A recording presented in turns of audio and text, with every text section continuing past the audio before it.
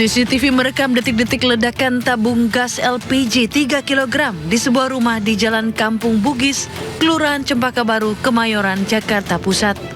Ledakan terjadi saat penghuni rumah yang memiliki usaha warung makan Padang tengah memasak di dapur.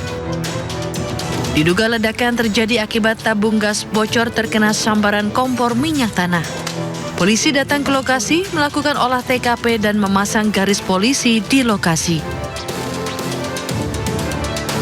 Akibat peristiwa ini, 6 orang yang merupakan satu keluarga mengalami luka bakar, 1 diantaranya kritis. Para korban dirawat intensif di rumah sakit. Polisi juga masih mendalami kasus tersebut guna mengungkap penyebab pasti terjadinya ledakan. Dari Jakarta, Rani Sanjaya, iNews melaporkan.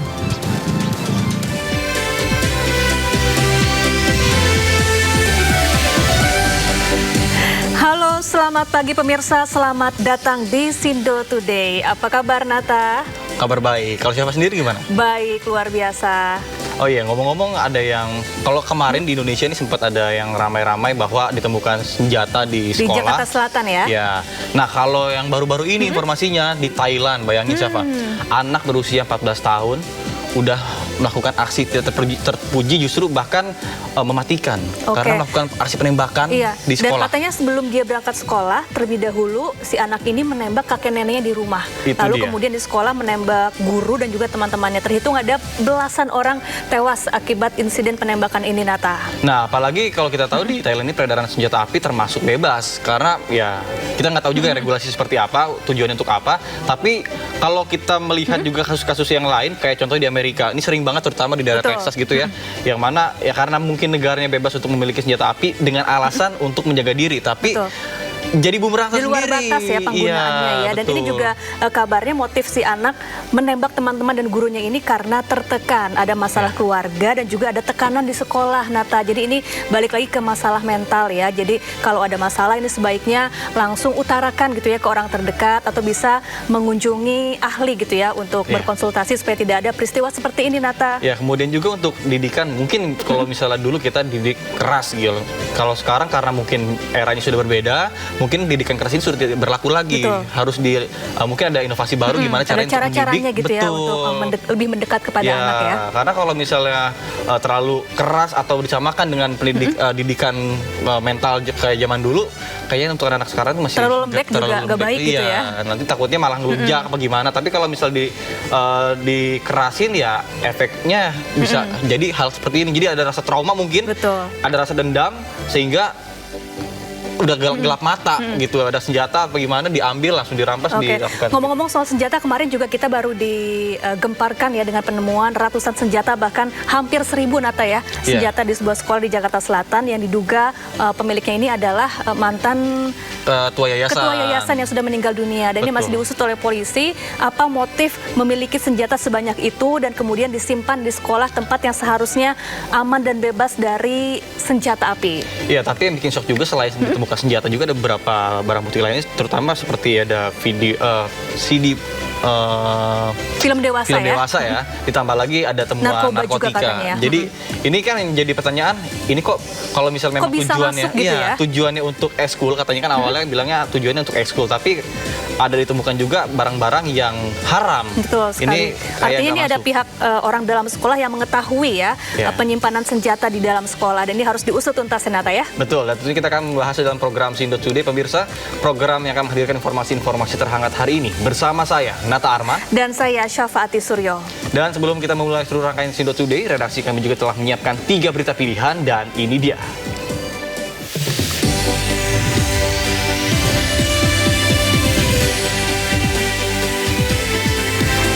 Hujan tak kunjung datang, kebakaran hutan dan lahan di Kalimantan Tengah kian meluas.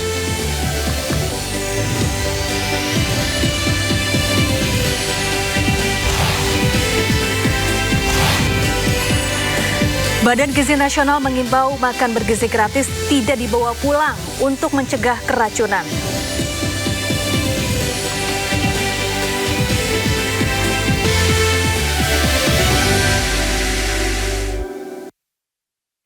Pemirsa Sindo Today, kita awali informasi kebakaran hutan dan juga lahan di kawasan Gunung Bromo di Kabupaten Probolinggo semakin meluas. Ya, BNPB mengerahkan helikopter waterbombing dan drone air untuk memadamkan lokasi kebakaran yang sulit dijangkau.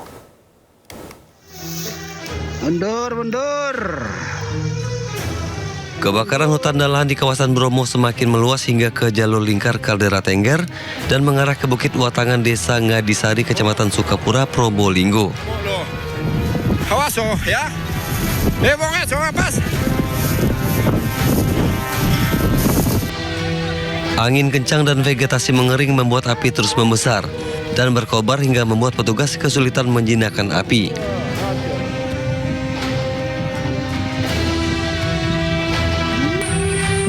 Ratusan petugas gabungan dan relawan masih terus berupaya memadamkan api.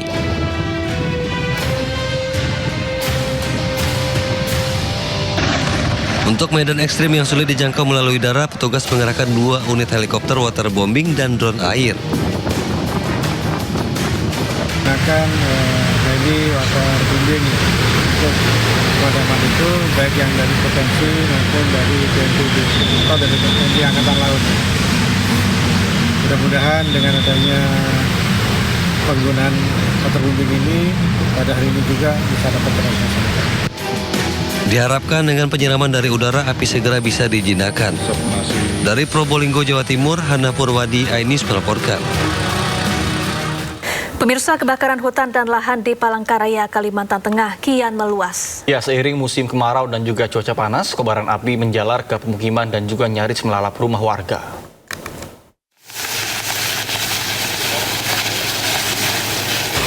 Asap pekat disertai kobaran api terjadi di lahan gambut di kawasan Palangkaraya, Kalimantan Tengah. Petugas harus berjibaku di tengah asap pekat untuk menghentikan laju api. Gas. Pol. Cuaca panas dan kencangnya tiupan angin membuat api mendekati permukiman hingga hampir menyentuh rumah warga.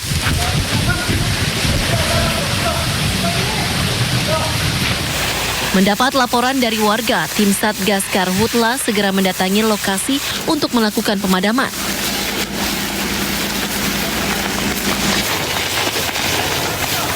Setelah berjibaku selama sekitar setengah jam, petugas akhirnya berhasil menjinakkan kobaran api dan rumah-rumah warga pun berhasil diselamatkan. Kesulitan kita Pak Kabitnya sumber air ya. Sumber air yang sudah 3 minggu ini memang tidak ada hujan sehingga memang sulit untuk sumber air. Sehingga kita hanya mengandalkan melalui mobil damkar yang secara estafet kita lakukan melalui embung-embung yang sudah kita sediakan sampai titik apinya.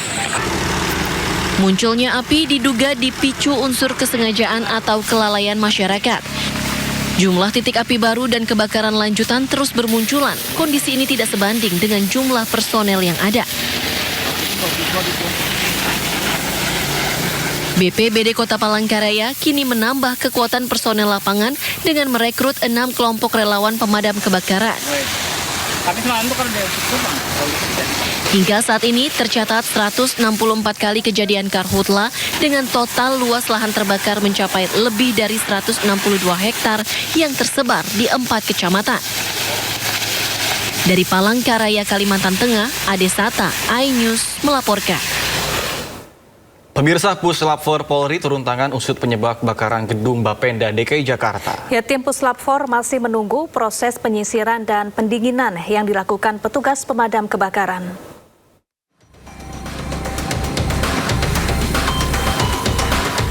Tim Pusat Laboratorium Forensik Polri turut dilibatkan untuk mengusut penyebab kebakaran gedung Badan Pendapatan Daerah DKI Jakarta pada Jumat malam. Kasat Reskrim Polres Metro Jakarta Pusat, AKBP Robi Heri Saputra mengatakan tim Puslap 4 sudah berada di lokasi sejak malam. Robi menjelaskan tim Puslap 4 belum dapat memasuki gedung karena petugas pemadam masih melakukan penyisiran dan pendinginan di dalam gedung. Setelah petugas pemadam memastikan kondisi gedung aman, tim Puslap 4 baru dapat masuk untuk melakukan olah tempat kejadian perkara dan mencari sumber maupun penyebab kebakaran. Untuk penyebab nanti akan kita ketahui setelah dari pemeriksaan olah TKP dan PPTKP dari Puslapor Polri. Namun saat ini tim Puslapor masih menunggu hasil atau selesainya penyisiran dari damkar. Jadi nanti masih ada satu tim damkar yang di atas masih melakukan penyisiran. Nanti kalau sudah dinyatakan aman untuk polisi masuk dan melakukan PPTKP dan olah TKP oleh Lapa Polri, baru kita akan masuk. Sementara seorang pekerja terjebak di lantai 15 saat kebakaran melanda gedung Bapenda DKI Jakarta. Korban dibawa ke Rumah Sakit Tarakan untuk mendapatkan perawatan. Gedung Bapenda DKI Jakarta memiliki 16 lantai. Kebakaran melanda bagian gedung dari lantai 11 hingga lantai 16. Petugas pemadam kebakaran masih mendeteksi adanya titik panas di gedung Bapenda DKI Jakarta. 24 mobil damkar dikerahkan untuk melakukan proses pendinginan. Imbas kebakaran yang melanda gedung Bapenda DKI Jakarta, Jalan Abdul Muiz Petojo Selatan, Jakarta Pusat sempat ditutup. Lalu lintas yang mengarah ke gedung Bapenda DKI Jakarta ditutup dengan kon atau pembatas. Selain jalanan, beberapa fasilitas lainnya seperti SPBU tepat di samping gedung Bapenda DKI Jakarta juga ditutup. Dari Jakarta, Selena Yahya, Jemi Jasin, iNews melaporkan. Pemirsa, truk bermuatan semen terbalik usai menabrak pohon di Jalan Raya Pekayon, Kota Bekasi, Jawa Barat. Kecelakaan tunggal ini diduga disebabkan sopir truk mengantuk.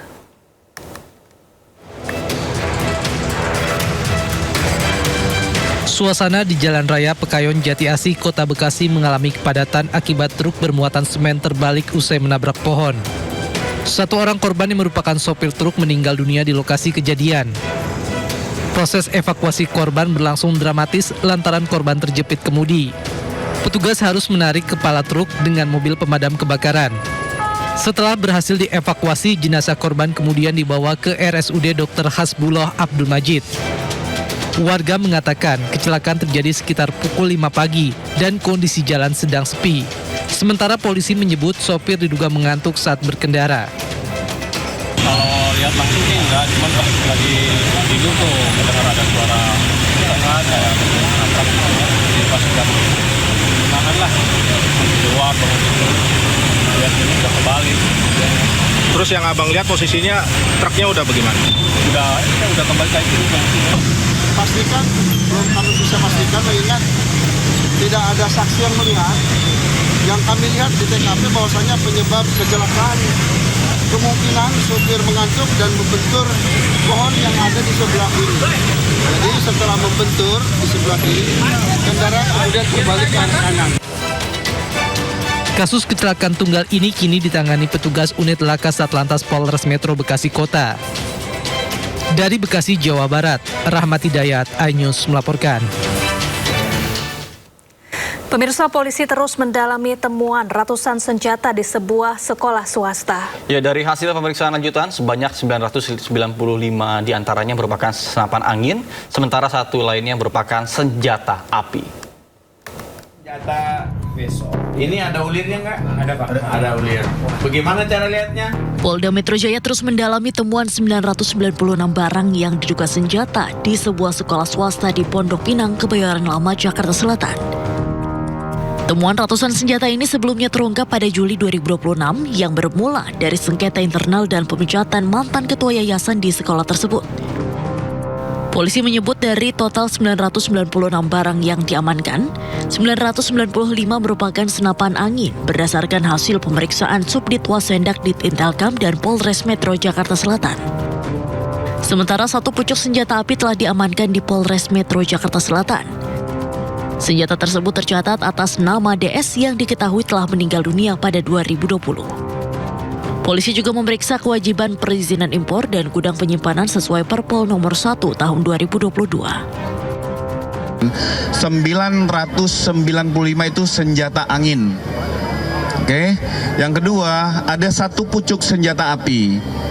Itu sudah diamankan di Polres Metro Jakarta Selatan dan memiliki identitas atas kepemilikan saudara DS. Saudara DS sudah dilakukan pendalaman yang bersangkutan 2020 sudah meninggal dunia. Jadi penanganan jangan masyarakat bias atas penemuan barang diduga berbentuk senjata. Ternyata itu senjata angin dan ini masih didalami terkait tentang izin impor termasuk peletakan. Berdasarkan Perpol 01 tahun 2022 wajib memberitahukan surat izin impor dan gudang penyimpanan. Nah, ini masih didalami. Hingga kini penyelidikan masih berlangsung untuk memastikan status dan legalitas seluruh barang yang ditemukan. Dari Jakarta, Indra Setiabudi, iNews melaporkan. Nah, Syafa, kalau misalnya kamu tahu nih, sekolah anak kamu ternyata adalah tempat gudang penyimpanan senjata, apa yang kamu pikirkan? Oh, pasti shock dong ya, pasti kaget dan langsung ke sekolah menuntut penjelasan kenapa ada senjata di sekolah. Ya, walaupun itu meskipun memang ada tujuannya katanya untuk eksklusif segala macam, tapi itu kan tidak dibenarkan. Namanya sekolah itu harus steril. Dan seperti ini, Polda Metro Jaya pun sampai dengan saat ini pastikan bahwa ratusan senjata yang ditemukan di salah satu sekolah swasta di Jakarta Selatan merupakan jenis senapan angin dan hanya satu yang diduga adalah jenis senjata api. Ya, selain itu pemilik dari senjata api ini sudah meninggal dunia.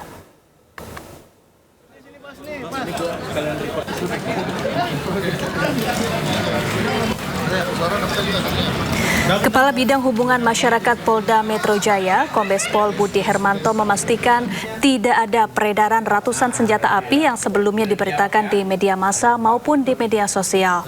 Dari 996 temuan senjata di sekolah, hanya satu pucuk yang diduga merupakan senjata api jenis Frenchy kaliber 12 mm.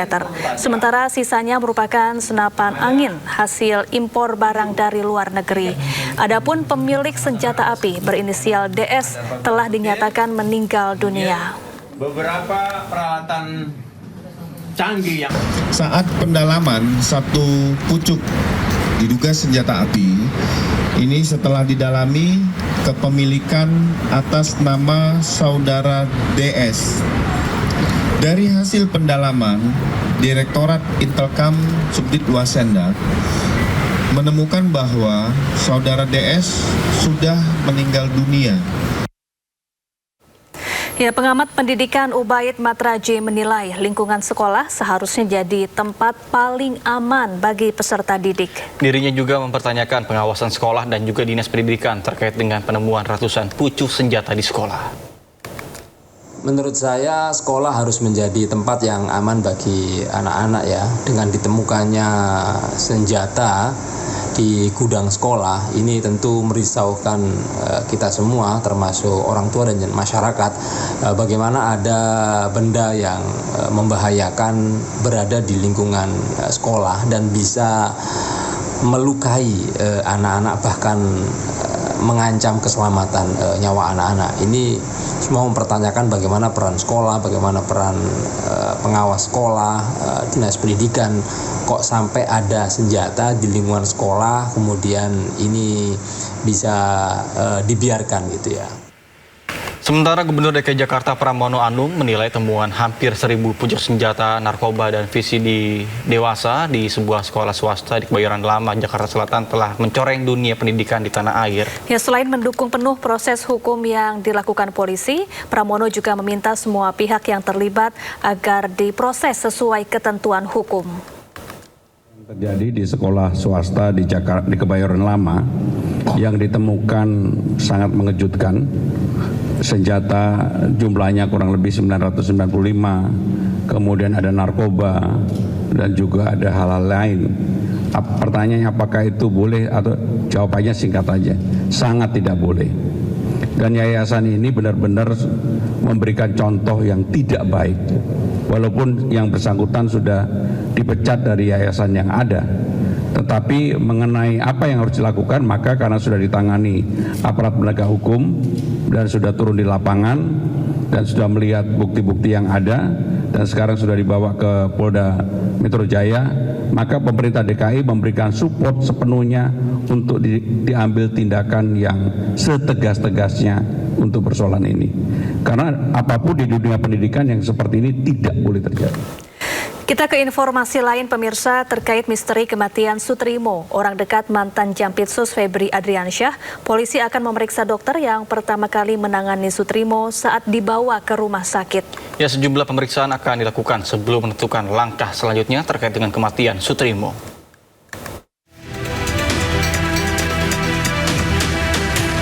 Polisi mendalami laporan terkait kematian Sutrimo, sosok yang disebut sebagai ex-Karumga ex-Jampitsus Febri Adriansyah. Sebagai langkah awal, polisi akan memeriksa dokter yang pertama menangani Sutrimo saat dibawa ke rumah sakit. Kabid Humas Polda Metro Jaya, Kombes Pol Budi Hermanto mengatakan penyelidikan masih berjalan. Polisi akan melakukan sejumlah pemeriksaan sebelum menentukan langkah selanjutnya terkait kematian Sutrimo. Budi mengatakan pemeriksaan dokter tersebut dijadwalkan berlangsung pekan depan. Dokter itu akan dimintai keterangan terkait penanganan Sutrimo ketika pertama kali tiba di rumah sakit.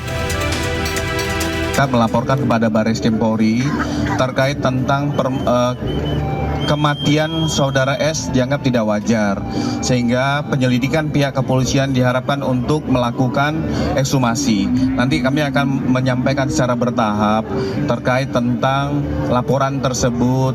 Kita juga melihat beberapa update yang kita sampaikan. Minggu depan kita masih akan melakukan pemanggilan terhadap dokter yang rumah sakit Muhammadiyah yang menangani pertama pada saat pasien datang ke rumah sakit. Kemarin sudah dischedulkan, tetapi ini akan direschedule ulang oleh dokter tersebut. Sebelumnya, Kongres Pemuda Indonesia KPI mendatangi Barreskrim Polri untuk mengadukan kematian Sutrimo. KPI mendesak Polri melakukan ekshumasi dan otopsi untuk mengungkap penyebab kematian Sutrimo serta mencegah munculnya spekulasi di masyarakat. Pengacara KPI Pitra Romadoni mengatakan KPI mengadukan kematian Sutrimo karena menduga terdapat kejanggalan. Menurut Pitra, pemeriksaan secara forensik melalui metode Scientific Crime Investigation diperlukan untuk mengungkap penyebab kematian Sutrimo yang hingga kini masih dipersoalkan. Tim Liputan A-News melaporkan. Pemirsa, pihak keluarga Sutrimo mendatangi Mapolresta Banyumas untuk melaporkan peristiwa kematian yang menimbulkan sejumlah pertanyaan di kalangan keluarga. Mereka mengaku tidak keberatan jika makam Sutrimo digali untuk proses autopsi.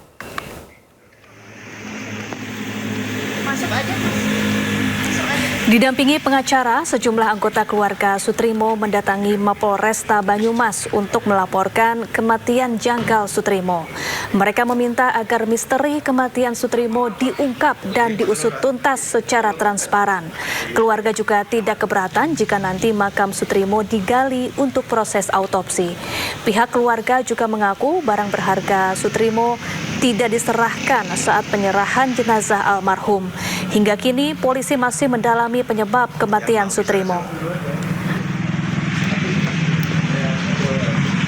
Sebenarnya sih buat keluarga enggak merelakan buat digali lagi. Cuma ya kalau emang dari negara dibutuhkan buat otopsi apa kepastian itu mau tidak mau. Barang-barang pribadi sendiri yang diterima dari handphone itu ada nggak? Handphone? Enggak ada. Nggak terima handphone dari korban? Nggak ada ya? Terima apa aja Pak ya, pada saat itu Pak? Yang diberikan? KTP sama duit santunan sebesar 20 juta. Itu yang diterima apa Pak? Yang diterima bapak saya. Yang memberi ya? Sama surat-surat dari keterangan dari rumah sakit. Yang memberi siapa? Yang memberi? Yang mengantarkan saya juga nggak tahu. Pemirsa, kematian mantan istri polisi dengan luka tembak di Kota Medan masih misterius. Curiga banyak luka memar di tubuh korban, keluarga melaporkan dugaan pembunuhan oleh mantan suaminya.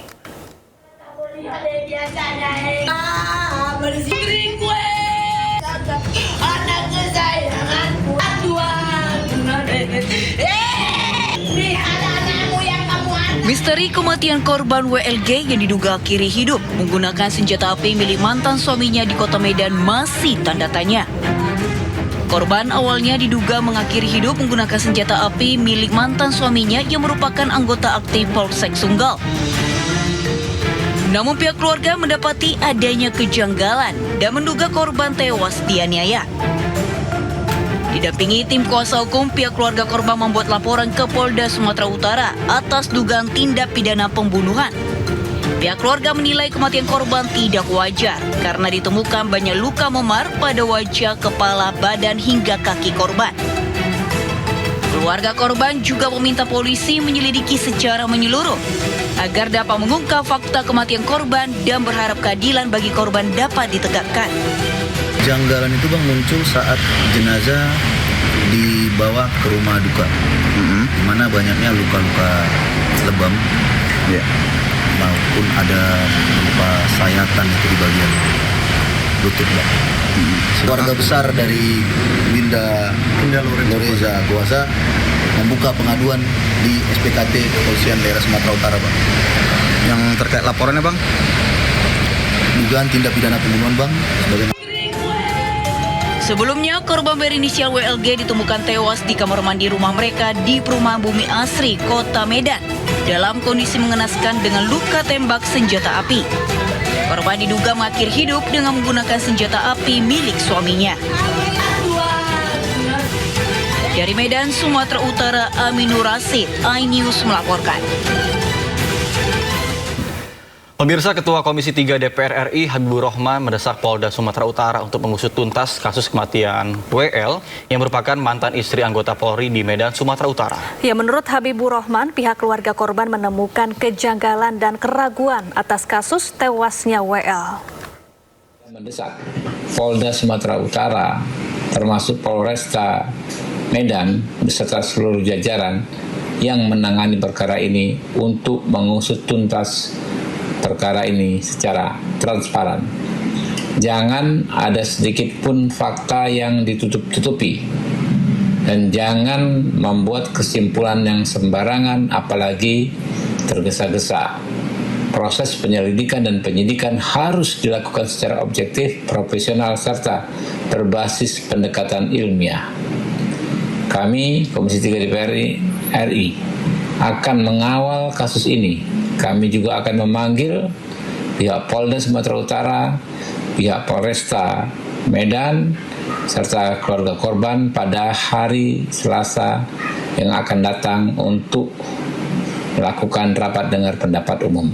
Assalamualaikum warahmatullahi wabarakatuh.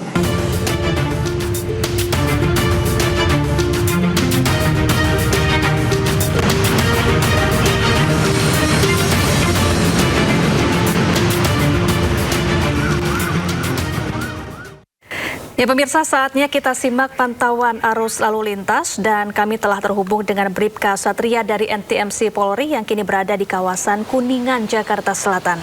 Ya baik, selamat pagi Bribka Satria, bagaimana pantauan lalu lintas dari tempat Anda melaporkan? Silakan.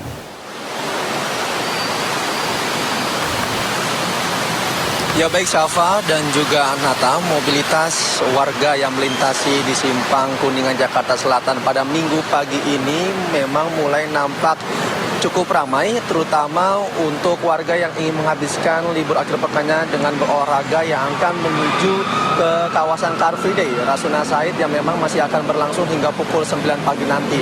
Namun untuk secara umum untuk lalu lintas di kawasan ini cukup ramai, terutama untuk kendaraan dari arah Semanggi yang akan menuju ke arah Mampang maupun yang akan menuju ke arah Pejaten dalam keadaan cukup ramai namun tetap terbilang lancar. Antrian kendaraan menjelang traffic light berkisar 3 hingga 4 kendaraan ke belakang, selepasnya lalu lintas dapat kembali lancar. Sama halnya untuk arah sebaliknya dari arah Pancoran atau dari arah Cawang yang akan menuju ke arah Rasuna Said maupun yang akan berbelok menuju ke arah Mampang pun juga dalam keadaan kondusif normal pada pagi hari ini. Dan untuk kendaraan dari arah Mampang atau dari arah Pejaten yang akan menuju ke arah Kuningan atau menuju ke arah Rasuna Said juga ramai lancar. Yang perlu diantisipasi seperti yang saya jelaskan di awal, memang untuk pagi ini warga sekitar masih cukup ramai yang akan menuju ke arah Car Free Day Rasuna Said agar bagi Anda para pengendara dapat tetap menjaga batas kecepatan maksimal kendaraan Anda. Sementara untuk jalur Car Free Day Rasuna Said ini memang membentang dari Jalan Gembira hingga Jalan Raya Kasablanka untuk arah utara hingga selatan, serta dari Jalan Profesor Dr. Satrio hingga Jalan Setiabudi Utara Raya dan juga Jalan Seti Tengah untuk arah selatan hingga utara. Dinas Perhubungan DKI Jakarta juga telah mempersiapkan 10 rute alternatif terkait car free tersebut. Jadi bagi Anda para pengendara yang akan berencana melintasi kawasan ini hingga pukul 9 pagi nanti agar dapat tetap ikuti arahan petugas kami yang berada di lapangan. Selain itu juga perlu diinformasikan berdasarkan data IRSMS Korlantas Polri, angka kecelakaan lalu lintas di seluruh Indonesia selama 1 kali 24 jam. Sepanjang hari kemarin telah terjadi 220 kasus kecelakaan lalu lintas dengan rincian korban yaitu 17 meninggal dunia, 36 luka berat dan juga 291 luka ringan. Dari total kasus tersebut sebanyak 41%-nya terjadi dikarenakan kurang fokusnya dalam berkendara. Terkait dari itu, kami di kepolisian mengimbau agar dapat tetap berkendara secara wajar dan juga tidak menggunakan handphone saat berkendara demi keselamatan lalu lintas kita bersama. Dan juga pada kesempatan ini kami juga ingin meluruskan informasi hoaks yang mengenai informasi pemutihan pajak kendaraan bermotor 2026 online gratis yang beredar di media sosial. Informasi hoaks tersebut meliputi gratis ganti plat, gratis pajak, dan juga gratis balik nama. Korlantas Polri menegaskan informasi tersebut tidak benar atau hoaks. Perlu diketahui pemerintah resmi menghapus bea balik nama kendaraan bermotor bekas di seluruh Indonesia. Kebijakan ini mengacu pada Undang-Undang Nomor 1 Tahun 2022. Namun biaya STNK, BPKB, dan juga mutasi kendaraan tetap berlaku sesuai dengan ketentuan PNBP Polri. Korlantas Polri juga menghimbau masyarakat untuk tidak mudah percaya dengan informasi hoaks yang beredar di media sosial, terlebih yang mengatasnamakan Korlantas Polri. Mari kita bijak dalam menerima informasi, sharing sebelum sharing, dan pastikan selalu mengecek informasi melalui kanal resmi Korlantas Polri. Sebagai Polantas Karib, kami siap melayani, melindungi, serta bertugas dengan presisi. Untuk informasi selengkapnya, silakan hubungi call center kami di nomor 1505669 dan juga melalui WhatsApp center kami di nomor 0858715669. Stop pelanggaran, stop kecelakaan, keselamatan milik kita bersama. Demikian informasi yang dapat disampaikan langsung dari Simpang Kuningan, Jakarta Selatan. Semoga bermanfaat, selamat beraktivitas, dan salam presisi. Kembali ke Anda di studio. Ya, terima kasih Bribka Satria atas laporannya dari kawasan Kuningan, Jakarta Selatan. Selamat bertugas kembali dan salam presisi.